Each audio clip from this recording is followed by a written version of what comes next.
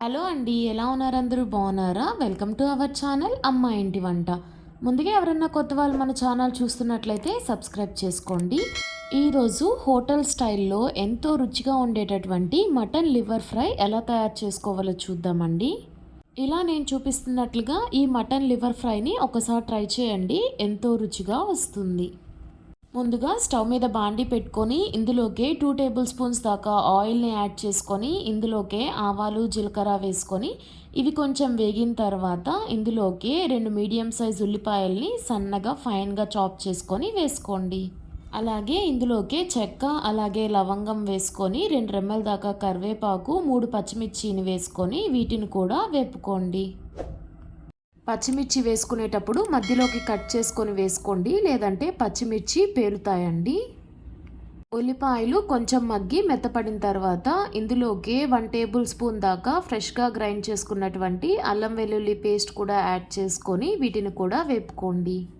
అల్లం వెల్లుల్లి పేస్ట్ వేగి పచ్చివాసన పోయిన తర్వాత ఇందులోకి 1/2 స్పూన్ పసుపు అలాగే 1/2 స్పూన్ సాల్ట్ వేసుకొని ఒకసారి కలుపుకోండి. ఇప్పుడు ఇందులోకి శుభ్రంగా కడిగి పెట్టుకున్నటువంటి మటన్ లివర్ ముక్కల్ని యాడ్ చేసుకోవాలండి. నేను ఇక్కడ 1/2 కేజీ దాకా మటన్ లివర్ ముక్కల్ని తీసుకొని శుభ్రంగా కడుక్కొని యాడ్ చేసుకుంటున్నానండి.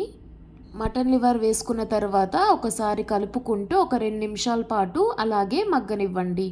2 నిమిషాల తర్వాత మటన్ లివర్ అనేది కలర్ కూడా చేంజ్ అయ్యి ఉంటుందండి.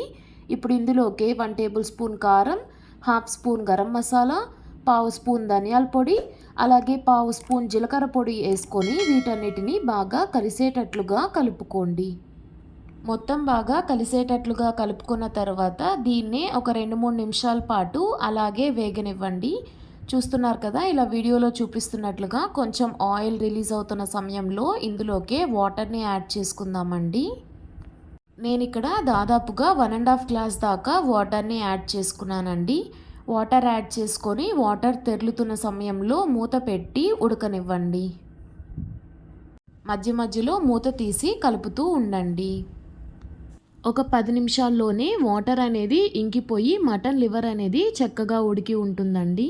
చూస్తున్నారు కదండి, ఇలా వీడియోలో చూపిస్తున్నట్లుగా వాటర్ మొత్తం పోయి కొంచెం గ్రేవీగా ఉన్నప్పుడు ఇందులోకే కొంచెం తరిగినటువంటి కొత్తిమీర తరుగు వేసుకొని ఒకసారి కలుపుకోండి.